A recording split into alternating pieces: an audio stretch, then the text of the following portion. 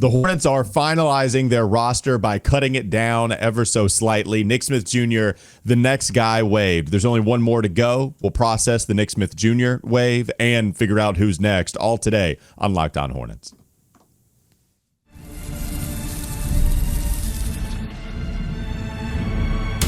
You are Locked On Hornets, your daily Charlotte Hornets podcast. Part of the Locked On Podcast Network, your team every day. In a minute, cuz we live.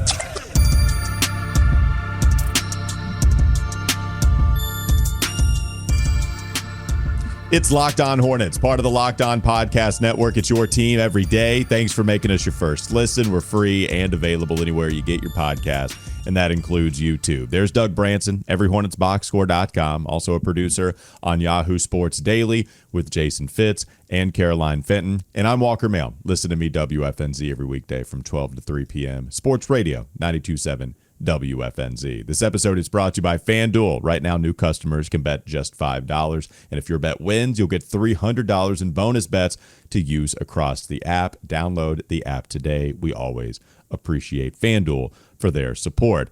Got some news today, Doug. Got some A-block material. Michael Scotto tweeted out earlier, about 4 hours ago, the Charlotte Hornets are waiving Nick Smith Jr., league sources told Hoops Hype. He averaged 9.9 points, 2.4 assists in 22.8 minutes while starting 27 of 60 games played for Charlotte last season. He shot 37% from three-point range so far during his NBA career. So, a couple things to take care of. Just real quickly, who was Nick Smith Jr. as a Charlotte Hornet? Well, again, he did play in 60 games last year. He appeared in 111 games overall over each of the last two seasons. He did play almost 23 minutes per game last season, started those 27, as Michael Scotto mentioned. Only shot 39% from the field. He shot 43% from three his rookie year. Remember, he was towards the top at one point, leading all rookies in NBA in three-point shooting. That might have actually been the case at the end of his rookie season. That shooting percentage went down significantly from 43 to 34. And he averaged, again, the 9.9 points per game. So, actually, I don't want to say decent numbers, not efficiency-wise, but did get a decent amount of run. But in the end, when you sign all of the guards, Doug, when you acquire Colin Sexton, when you bring back Trey Mann, you even sign Spencer Dinwiddie, you draft Con Knipple, you draft Liam McNeely, who's more of a wing, but still, you draft Sion James. You got all of the guards. And unfortunately, it always felt like this was going to happen. It felt like the easiest cut to make after Daquan Jeffries was let go. So he's the first domino to fall. Nick Smith Jr. always felt like the second domino to fall. And that officially happened today. Yeah, this is obviously not a surprise to us. It's not a surprise to anyone who's been listening this offseason as we've been trying to sort of map out how the Hornets were going to end up cutting this roster down. Nick Smith Jr. came in with, obviously that first year in Arkansas was marred by injury. And so a lot of people are leaning on the high school tape, and he was a highly touted prospect going into his one and only year at college. So people were leaning on that, saying there's a lot of potential, there's a lot of promise, but you have to be patient and you have to give him an opportunity. And I think in fairness to the Charlotte Hornets, I think they did give him those opportunities, both in Greensboro, but also with the big club. I think all you can ask for as a young developing prospect is to get some run, have a few injuries give you an opportunity. And he had that. But unfortunately, what he didn't have was consistency as an offensive player. But I have a lot of respect for Nick Smith Jr. because he did fight back from that injury and did improve his game, I think, particularly defensively, committed last season to what Charles Lee wanted to do defensively with this team. It's just that offense was never able to justify, I think, a lot of the just natural physical negatives and skill negatives that came with him on the defensive end of the floor. And then earlier in his career with the Charlotte Hornets, I think the game, he was moving a little fast. The game was moving a little fast for him. It started to slow down, but I just think he ran out of time in Charlotte as they started to shift. They've started now to shift towards more veterans, more players that can actually help them win now and out of the development focus that they've been in for a few seasons now. As far as getting the opportunity, absolutely did. I just mentioned it. Appeared in 111 games. Started 27 last year. Yeah, a lot of your opportunity came because of injury, but you were awarded more of an opportunity than a lot of second-round picks. And he wasn't a second-rounder, to be clear. He was a 27th overall pick. So I shouldn't say you get more than a lot of seconds, but maybe you even got more than what your play dictated, especially your rookie season, because there just wasn't a lot of talent on the roster, and the talent that was here, they're banged up constantly, and they hit IR all the time. So there you go. You got a lot of opportunity. And I think this coaching staff did like Nick Smith Jr. enough to keep giving him a go at it. And he was not drafted by this regime. He was drafted by the old one. And I do feel like Charles Lee came aboard and said, there's something here. I want to explore it. In Summer League, we're going to throw everything at you. You're going to guard the opposing team's best player in Summer League. We're going to challenge you to facilitate more, play make for others, while also finishing better at the rim. And he worked at it. That's the unfortunate part of all of this. And we've mentioned this before. Feel like we should say it again. James Bouknight got plenty of opportunity here. Did not go as even swimmingly as the Nick Smith Jr. experience did. And didn't handle it well. Did not handle it at all. Tried to fight the coach. Tried to handle the coach by the neck. I mean, the James Bouknight stuff is truly wild. That draft in 2021, some truly wild stuff. But Bouknight got the opportunity, didn't do the most with it, and obviously also handled it poorly. Nick Smith Jr., everything that you would hear, everything you saw, everything you heard from him specifically, all was glowing, all was, hey, man, I care about this. I want to work at it. I appreciate the coaches throwing all of this at me. I want to get better. I've interviewed him, I think twice, maybe 3 times. Always a delight, like talking with him. Really cool dude, and like funny too. Like I liked his personality. This was going to happen. I tweeted it out. It was unfortunate yet inevitable at the same time. The Hornets shifted towards all the best players that we can go after are all guards. We want to get faster. We are going to lean all the way into offense with the lack of front court depth and the lack of centers that we have. So Nick Smith Jr. is a victim of all of that. Deserves a spot in the NBA, but he'll get one. Yeah, he has a great attitude. I mean, that will take you, and he does have like just a good rhythm on his shot, a good shot form. And so he gets in the right situation and gets hot, then yeah, I mean, he's a fringe NBA player in between the G League and the back end of an NBA roster. So that's going to take you a long way. I just think if one of those skills would have come along, been more consistent, been able to be counted on, you talk about the playmaking. I mean, there were just simple passes, particularly in transition, that you take for granted because you see them 1,000 times as you watch an NBA season pass by. There were just passes that he couldn't make. And it was disappointing because the Hornets, I think, wanted to run, and we've talked about it a lot. Why couldn't they run? Why weren't they a faster-paced team, even though year after year they've been saying we want to get faster? And it was because there were several players on the roster, ball gets in their hands in transition, and bad things happened. Turnovers happened. They were ineffective in transition. That wasn't all Nick Smith Jr.'s fault, but he was one piece of that. The final thing that I'll say is that he may also have been a victim of what all of these teams are starting to learn about the collective bargaining agreement, which is that if you want your books to be healthy in this second apron territory, particularly if you're trying to compete, the thing you have to do is draft a lot, and really hit on some of those players and sign them to longer term deals on small money. So like if you look at Sion James and Ryan Kalkbrenner, both drafted in the second round, both signed, and in the upper part of the second round where players do usually get guaranteed money, both those guys signed 4-year deals with club options in the 4th year at around 2.2, accelerated up to like 2.7, 2.9 in the final year with the club option.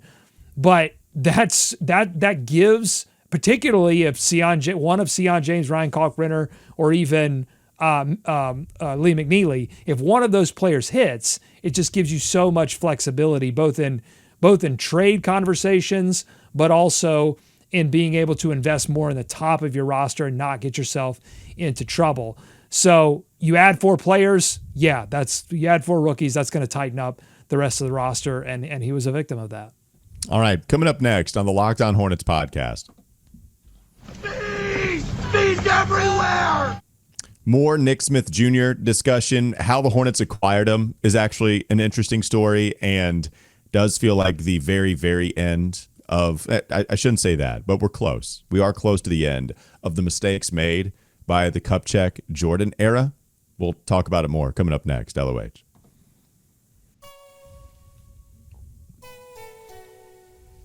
This episode is brought to you by Skims. We appreciate Skims as always. Did you know that Skims now makes underwear for men, bringing the same attention to quality and comfort they're known for? Well, now you do. The men's line offers something for everyone, from boxer briefs to classic briefs, all designed with the perfect balance of comfort and style. Finding underwear that fits well, stays in place, and moves with you throughout the day can be a challenge. Skims solves that with lightweight, high-quality materials that provide all-day comfort, whether working out, traveling, or just going about daily life. Shop Skims Men's at skims.com and Skims stores. Let them know we sent you. After placing an order, select podcast in the survey and select our show in the drop-down menu. More Locked On Hornets ahead.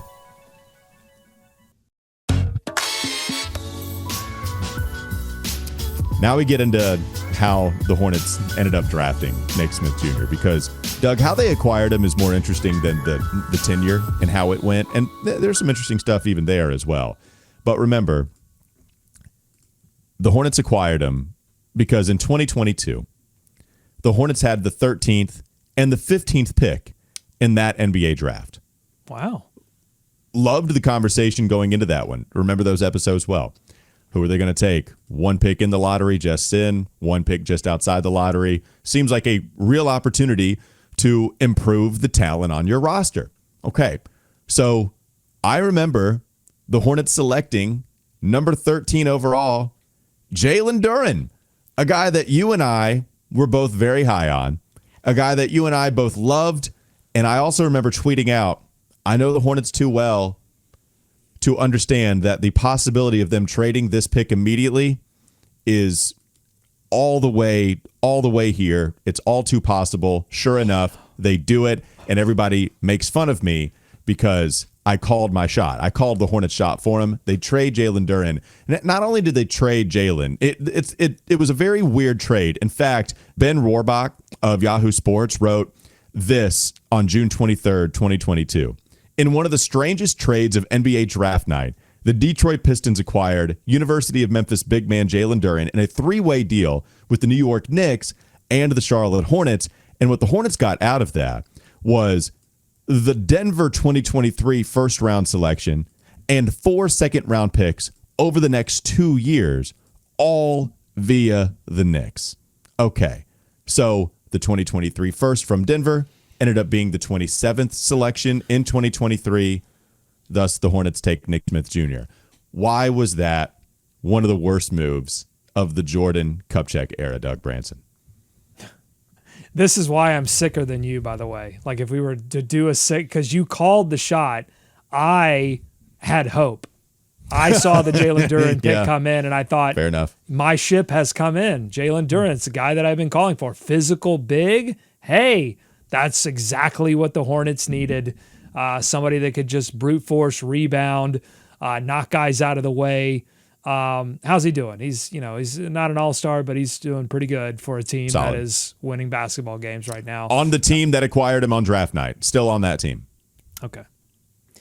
So to me, because I do think that this Nick Smith Jr. waiver ends what I consider to be the biggest case of franchise malpractice in the Kupchak Jordan era. I need to do a little bit of thinking before I could say it's the biggest piece of franchise malpractice within the confines of basketball moves in the history of the franchise. I don't know if I go that far, but in the Mitch Kupchak Jordan era. Now you might hear that and immediately go, whoa, hold on. You just got done talking about James Bouknight, and don't forget they traded up to get Kai Jones, and both of those players completely washed out and made zero to one could argue negative contributions to a team. And when you miss that badly on two first round picks, that sets your franchise and did to a certain extent set the Charlotte Hornets back several years. So you might say, hey, how could it be worse than that? And I would say it's worse than that because in that instance, Mitch Kupchak was trying. He thought James Bouknight was the right move. He thought that Kai Jones he took a swing on Kai Jones, and a lot of people loved that swing. And he just swung and missed, okay? And definitely I'm not letting him off the hook for that. But the reason why the Jalen Duren trade, the pick trade for a worse pick, is because Mitch Kupchak is not a dummy. He's not a dummy. Like, he's been in the league too long. He might be old school, but he's not a dummy. You don't trade for a worse pick because, you think that's the best move for the franchise. You do it because they didn't want to pay the amount of money requisite a 13th overall pick, according to the rookie scale. They didn't want to add that money to the roster. So it's a combo. Michael Jordan probably already on the precipice of selling whatever stake he ends up selling in the franchise. And so they hurt the franchise because they want to save money. It's the most, some of these things happen and you can kind of make an argument that it's like, oh, I get it, you were trying to save money. This was the most explicit case that I can remember in the franchise's history where I go, okay, you were obviously doing the worst thing for the team just so you could save money. And then on top of that, you get an opportunity to maybe hit. If Nick Smith Jr. hits, maybe some of that is salvaged, but it didn't happen. This really is less about Nick Smith Jr., though, than just the philosophical underpinnings of that entire era, Mitch Kupchak, Michael Jordan getting together and not making this franchise better. It's a very specific take. It's also one that I very specifically agree with because you're right. In terms of consequences, you can't argue that the 2021 draft class was the worst thing to happen for this team in the last however many years because you draft James Bouknight, flamed out spectacularly so. Same thing with Kai Jones. Neither one of those guys were on your roster for more than a year and a half. It was a complete and utter flame out on two guys that you drafted in the top 20 that could have really helped your team. Fair enough. I completely agree with you. Mitch Kupchak liked a couple guys, decided to draft him. That's totally fine with me. That night, I keep going back to that draft night in 2022, Doug. You remember that episode, right? It's a famous one. The lights went out. The lights went out. That's right. It was, yes. And that was it was the metaphor. It was the symbolism of the lights going out. And it almost went out of my heart. Like my hope, I think it was almost the Survivor when they take the flame out when you've been ejected from the island. That was the tribe has spoken. The Mitch Kupchak Jordan tribe almost spoke on my behalf. And I almost walked away from the island. We were playing road games. Both of us were on the road. I was in Asheville for a wedding, and I forget where you were. I think you were doing something for Locked On at the time because you had that position. And we both suited up, ready to go, and we discussed a move where the Hornets actively decided they would like a worse draft pick in 2023 so they could avoid paying somebody at 13. And also, because they tried to spin zone it, and say they didn't want another roster spot for a younger guy and they'd rather save it for a veteran. And the spin zone still just didn't make any sense. What veteran? What veteran ended up? I don't even know. Name the veteran. No, and they always left the roster spot open. That was the thing. They always left the roster spot open and said, oh, yeah, we're doing this for flexibility. What? Not roster flexibility because you never filled it.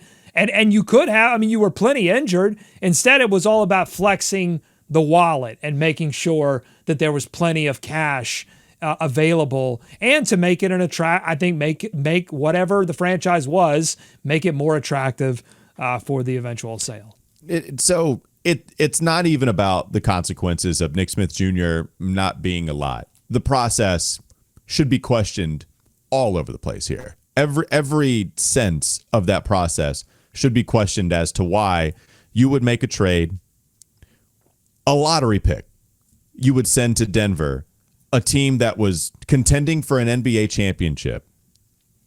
I believe, did they win the NBA championship that year in 2023? I believe they did. Okay. And then 2024 was the Celtics, and then this past season. So I think that's right.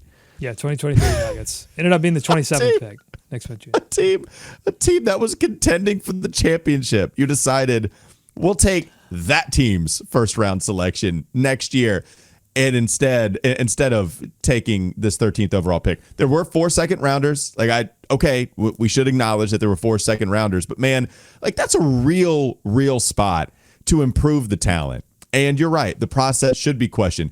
Not even, Doug, because we can go through the names. This is That's my favorite game. Whatever, right? We can go through the names. You missed out on some names, okay? You missed out on Jalen Duren. You could have doubled up at center if you wanted to. You don't like that philosophy, fine. You could have drafted a few other names. And Tari Eason is somebody that would have been interesting. I don't know, Laravia Branham. I'm not even really interested in that. Guy. It's just, I wasn't even really interested in all the names that you passed up on because they turned out to be so great. Doug, I don't think if Nick Smith Jr. would have turned out to be an absolute stud, there's still no justifying the decision they made on draft night of 2022. And Nick Smith Jr. ended up not becoming a stud. So, yeah, I think you're dead on with this. I'm totally with you. We don't talk about that a ton when we go and we cover ourselves and explore all the terrible moves that regime made. But this is the one that got us the most frustrated because it was blatant and there was no justifying it. The most hilarious thing when you look back at that draft is that they could have had Moussa Diabate at 43. You could have had Moussa at 13 and you passed on him. That demon. Well, what now? Now you want him? Okay, it's too late. Yeah, that's the whole thing, and that's the whole thing too about to criticize. And again, you have to hit on your draft picks, particularly your first round draft picks, particularly your lottery picks. You have to hit on those. I mean, this is what we praise Presti for. This is why he's built a mammoth team there in Oklahoma City because he just. In this draft, this was the Jalen Williams that was one pick before the Hornets. This was the Jalen Williams draft. So he constantly hits on those lottery picks, right? You have to do that. So I'm not saying that, I'm not justifying, they took Book Knight and Kai. They thought it was, look, you have to hit on those. At the same time, any criticism of that is hindsight 2020 in the moment. Maybe they should have had a little bit more intel on Book Knight and his attitude and different things like that. But particularly with the Kai Jones thing, they were just taking a swing there. But that's second guessing. This, in the moment, everyone knew, what's going on. In fact, you know how many times since Jeff Peterson has taken over, and even a little bit before that, when the new ownership group was getting more involved in, making Mitch Kupchak do some things that maybe he didn't want to do, you know how many times we've been on this show and go and went, how did they do that? How did they pull that deal off? That doesn't, I look at it, the Colin Sexton one being the most recent, you look at it on paper, you go, this isn't, how did they pull that off? That was what the Nuggets were doing. They were like, I don't understand, they want what? And I forget what they got. The Nuggets specifically, because remember, it was Detroit ended up getting obviously Detroit ended up getting the Duren pick, and we got the Nuggets pick. So the Nuggets weren't doing that. Detroit was like, wait, you want to do what? For what? And the Knicks did, I forget. Yeah, it was a very odd trade. But no, that's a good point. We can end on this before we talk about the next cut. But the point is, Josh Green is one of those moves where it's, okay. Yeah, man, you want a 3-and-D guy that has some promise, that played on a team that made it to the finals. Yeah, okay, sure. We'll take Josh Green for 2 second-round picks. That's it. Absolutely. That's a bet you make every time. You can't stand Josh Green, and yet still you understand the process in that moment, and it absolutely was the right decision. Josh Green, I don't know if it's working out. I think most people would say it's not, especially with the injury, but I'm not here to dunk on Jeff Peterson because in hindsight, the move didn't work. I still praise him for that move. Josh Green can never play another basketball game for the Hornets. I still praise him for that because I'm not judging it based off of hindsight and what happens. What are the fruits from it? It's the process. It's smart. It makes sense. It's getting in and trying to win on the margins when you weren't trying to win on the margins by trading for a worse pick and collecting 4 second rounders. That's a 13th overall pick, man. It's a high selection. It's a lottery pick. And you decided, I'm good. You had two. You had two picks. So you could have packaged both of them and moved up to go get somebody if you wanted to ensure, I don't know, to get a top 10 selection. Yeah, man. Anyways, it's done. Nick Smith Jr. was the selection in 2023. He's gone. He's cut. We're on to a different era. Yeah, we on to a different era. We won't talk about this as much in the future, but I would challenge the hardcore Hornets fans, particularly the ones that are paying for season tickets or paying for multiple games a year. Don't forget this. Don't forget what we talked about here, and hold the team accountable and let your wallet hold them accountable if they ever try these shenanigans again, where you are actively making the team worse to save yourself money and asking people for their hard-earned money. It was disgraceful. It was a disgrace. And I will say the saving grace is that they still did get Mark Williams out of it, and he looks to be the center of the future for this team. Oh, did they trade him twice? They did do that. All right, coming up next on the Locked On Hornets podcast. Well, Bees everywhere! Who's going to get cut next? We figure out if we can rummage through the sicko satchel. That's all coming up next, LOH.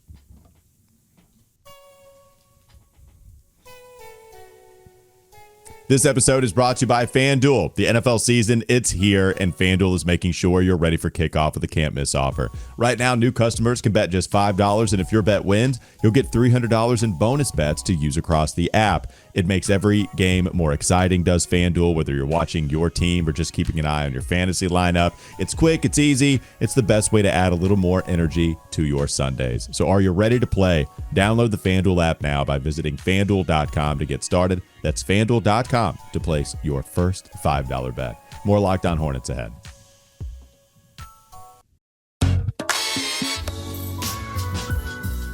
Okay, it seems to be pretty status quo here, Doug. When they signed all the players, we tried to figure out a way to get this roster all the way down to 15, even if they didn't need to get it down to 15 for a couple of months. Those are the conversations you have on a niche daily, a specific team daily sort of NBA podcast. And everything seems to be right on track with what we guessed.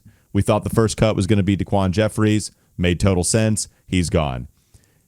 It was a more interesting conversation to have because this was a younger guy that was a highly touted prospect coming out of high school. We liked the pick on draft night, by the way. Like once we got to 2027, we liked, 2023 with the 27th pick. We liked Nick Smith Jr. as that selection. I remember we were in the room together. One of the few times we were in the room together watching the Hornets, we were like, okay, I like that one. That makes sense for the kind of talent that he had. So whatever. He was a falling star because of the injury, which always makes me nervous. But having watched some of that high school film, I was like, okay, yeah, there's like something here if the shooting comes along. The Hornets have never been able to make that kind of prospect work for whatever reason. I mean, they just cannot. The smaller shooting guard that is supposed to shoot, I don't know what it is, just if it's unlucky or if there's something in the development system that's not quite right. They don't have the right guy there to help that player, but they have just never been able to make that kind of guy work, which is why, I'm a little bit heartened that, Sion James is not in that mold. Con Knipple, certainly not in that mold. Liam McNeely, not in that mold. No. So that's good. Yeah, I got stalled, but yes. Devontae Graham kind of, but then they traded him, and they made good on that one. But you're not wrong. For the most part, that's been true. So anyways, Nick Smith Jr., interesting conversation, but it always felt like he was going to be the next guy out. Now, the next cut. This is where it gets a little tricky. I still think there's an easier answer for me. Perhaps you disagree. I think Pat Connaughton is next out the door. They acquired him in a trade when they sent Vasa Micic to the Milwaukee Bucks. But the reason they acquired Pat Connaughton was only for salary filler. Milwaukee wanted to shed that salary. Really what the Hornets wanted to do is, yep, you guessed it, acquire, I believe, 2 second-round picks. We can look that up. But they acquired picks, sending Vasa Micic to Milwaukee, and Milwaukee wanted to shed salary. Eventually, they let go of Vasa, who had a contract that allowed them to absorb it and then get rid of it immediately, saving some cap space. So because of that, Doug, they didn't seek him out because they valued Pat Connaughton. What they did was they wanted the second-round picks And with Spencer Dinwiddie, they did seek him out and they signed him to a veteran deal. Not a lot of money, but I think Spencer Dinwiddie is the next guy that you would have a debate between who's going to get cut between Pat and Spencer. And they did actively sign him. They wanted him. There were no picks attached to him. There were picks attached to Pat Connaughton. It would make sense, in my opinion, if he was the next guy out the door. Now, all that makes sense to me, too. I guess, is it going to be a training camp battle of like which of these veterans has something left in the tank, which one can contribute? And more than that, I think what does the franchise value at this moment in time? Do they if Spencer Dinwiddie does have something left in the tank, do they value the depth at that position, or do they value Pat Connaughton's contract and being able to swing that if Pat Connaughton, let's just say he doesn't have anything left in the tank, he's not going to be valuable as a player to another team. Then do they value the expiring contract? And I think it's like $9.4 million, using that as a tool to get another deal done or to help facilitate someone else saving the money to get under aprons and blah, blah, blah, blah, blah, boring number stuff. So they have options here. I think if you're asking me what should they do, after enduring this many years of injuries, I'm always going to say depth. Like if Pat Connaughton has nothing left and Spencer can contribute on the floor, then obviously I think you should take the player, particularly if you're setting yourself up to try to actually win basketball games. Maybe if this was a year ago or 2 years ago, I would have leaned more on like, well, they're going to be bad anyway. There's literally no shot of them being good. So go ahead and hold on to a contract that you may be able to flip at the deadline. But I think they should start to get more serious, and serious teams don't do that. They just fill their teams with depth, and that way if you have one or two injuries, you're not completely crippled. Yeah, so the reasons you would keep Pat, by the way, the Hornets did trade Vasa Micic for Pat Connaughton and a 2031 second-round pick and a 2032 second-round pick. So those are the 2 second-rounders that came back in that deal. The thing that would blow all of this prediction up would be they value having $9 million on the books that expires next season that they could trade away. So maybe that's the case for him. And Pat Connaughton does have a relationship with Charles Lee. They worked together during Lee's time in Milwaukee. They did win a championship with one another. Connaughton was a rotation player on a team that battled in the postseason. And I don't know about Charles Lee's specific like individual responsibilities that he had, but I do know that he was a player development coach. I know that he was lauded for his work with Chris Middleton, rehabbing with Chris Middleton. Same thing with Grayson Allen. Never heard anything about his work with Pat Connaughton, but maybe that's just because he's not a headline type player. Grayson Allen turned his Milwaukee season into a big contract with Phoenix, and Chris Middleton is a multi-time All-Star. So maybe he did, and that relationship would have some kind of effect on whether he's on the roster. So it's a possibility. I don't think it's just, oh, this is easy, nothing to see here, Connaughton's out the door.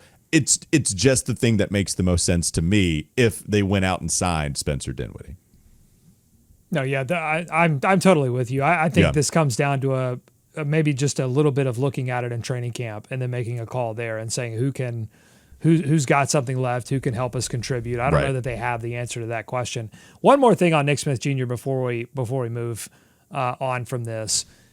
Some may question the timing. Like, why not give Nick Smith Jr. an opportunity to fight it out with Pat Connaughton and Spencer Dinwiddie and the rest of the back end of this roster and make his case? I think if you're the Hornets, you did Nick Smith Jr. a favor in that if you already had your mind made up for financial reasons and roster construction reasons, then you give Nick Smith Jr. the opportunity now to make that case on a team where he's actually got a shot to do that. I don't know that he necessarily had a fair shot to do that anymore with the Charlotte Hornets because of everything that had already happened. So I think this was, I'm sure if you ask Nick Smith Jr., he's going to be like, bleep that, I didn't want to get cut. Nobody wants to be cut. I mean, just ask Mark Williams how he felt about being traded, right? That's going to sting. But it's going to give him an opportunity to go find a situation somewhere else where he can be successful. Some comedy moments. I'm trying to think of if there were any comedy moments with NSJ like there were with Nick Richards when Steve Clifford yelled, "Set the bleeping screen." I think they're, well, not so comedy, but Nick Smith Jr., I The introductory press conference, he said some stuff. I'm not sure if he got fined for it. Nothing that I can repeat, but I do remember being like, oh, man, come on now. You can't say words like that in front of everybody introducing you to the Queen City. We were actually doing a radio show when he was speaking to media, and it was kind of awkward because Wes and Walker was airing right where he was, where he was speaking to media, and people picked it up on our microphones over to the side, broadcasting the show. So there's a moment. We'll always have some of the more impressive summer league performances. Charles Lee absolutely getting into his chest. I mean, that in that first opportunity for Charles Lee to coach the summer league a year ago and really challenging Nick Smith Jr. And again, like, I think Nick Smith Jr., to his credit, stepped up to that challenge. He could have very easily been like, dude, who are you? Like, I'm this is my game. You know, you're the new guy. I've been here for a few years. Plenty of young guys have done that in the past. He didn't do that. He stepped up to the challenge and gained the respect of the head coach. And so, yeah, I mean, it would not shock me. Like if Miami Heat, they just lost Hero. Maybe there's a spot there. Like if he ends up being a back end player for the Miami Heat, like, would that shock me? Absolutely not. No. By the way, career high against Toronto, had 28 this past season against them. And I'm trying to think of some other games just real quickly, if there's something that we're forgetting of, like some wow game that I'm just trying to rattle my brain for. Yeah, they did win against Cleveland, and he had 24 in that one. I think I remember that game, 6 of 11 from 3. So he was on fire, Nick Smith Jr. speaking, and helped them win that one, where there's a lot of like season highs and high scoring totals where the Hornets lost a lot of those games, and he just got a lot of garbage run. But we'll always have the Cleveland game where he beat a good team and he scored 24 on good 3-point shooting. All right, NSJ, thank you, sir. It was fun. That'll do it for Locked On Hornets. We appreciate everybody making us your first listen. We're free and available anywhere you get your pods, and that includes YouTube. Go check out Doug's Substack, everyhornetsboxscore.com. Also go check out the show he helps produce, Yahoo Sports Daily, with Jason Fitz and Caroline Fenton. And I'm Walker Mail. Listen to me, WFNZ, every weekday from 12 to 3 p.m. We'll be back with you tomorrow.